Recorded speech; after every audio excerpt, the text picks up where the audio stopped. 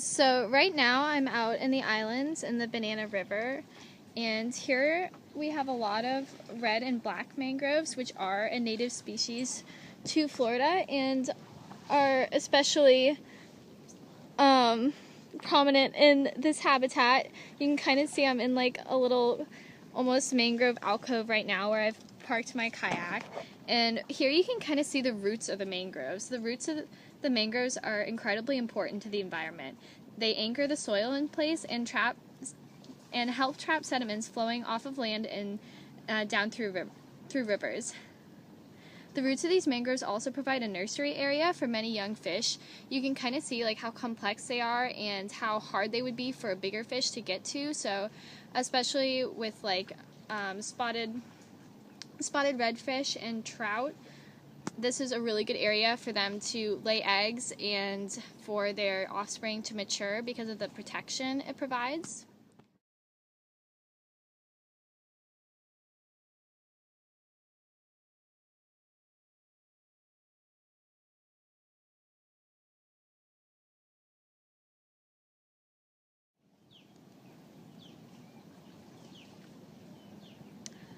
Another really important thing that mangroves do is they help improve water quality, and they do this by filtering out suspended materials and capturing dissolved nutrients.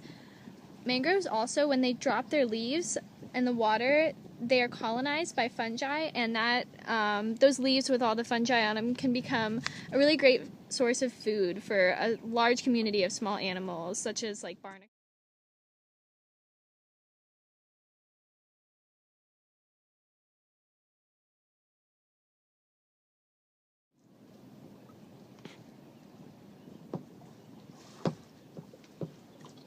This is kind of a broader view of what the mangroves look like out here.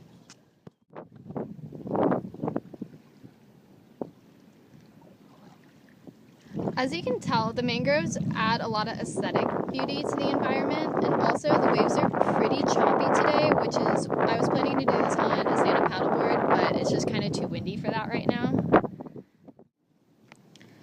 One of the main values of mangroves in Cocoa Beach is the tourism it brings. A lot of our economy here is tourism based now because of the kind of collapse of the space program here, which is how a lot of people made their living. So tourism's become a really big thing here, and there are a ton of kayak tours and fishing charters out here.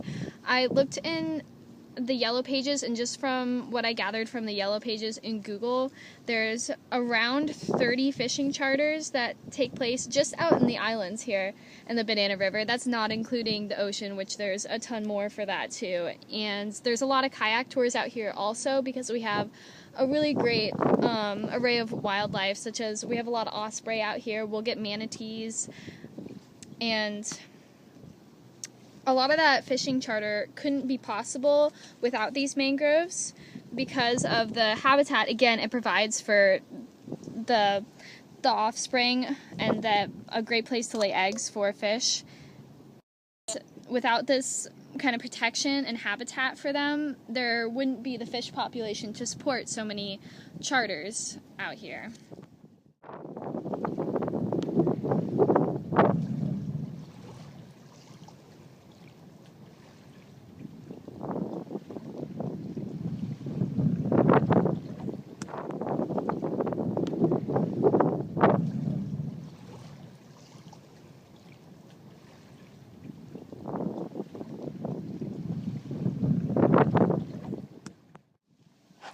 Now, this is the back of someone's house here, and what you might notice is that their view is completely blocked by all these mangroves.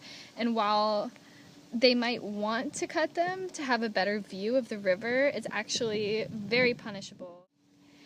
Even if mangroves such as these are on your property, there are still regulations as to how much you can remove. There was actually a case down on Tortoise Island where a homeowner removed nearly 100 yards of mangroves from a small, like, man-made island that was blocking his view, and they were punished. I believe it was $45,000 in fines.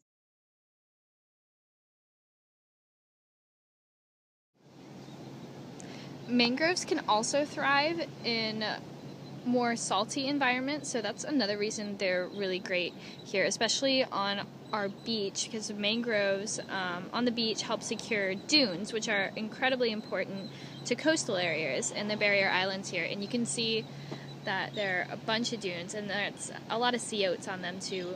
And dunes are really important to the barrier island system because the beach needs a reservoir of land, which the dune provides, to replenish itself after storms like such as a hurricane. And sand dunes also help to absorb the effects of strong storms by protecting the inland part of barrier island. So we're really serious about protecting the dunes here. I don't know if you can tell, we've got like it's roped off so you can't go play on the dunes, and we have a bunch of these keep off the dune. Having those sea oats there helps a lot against erosion and just weather. It's pretty windy right now, and that kind of traps sediments in place and keeps kind of a reservoir of sand there for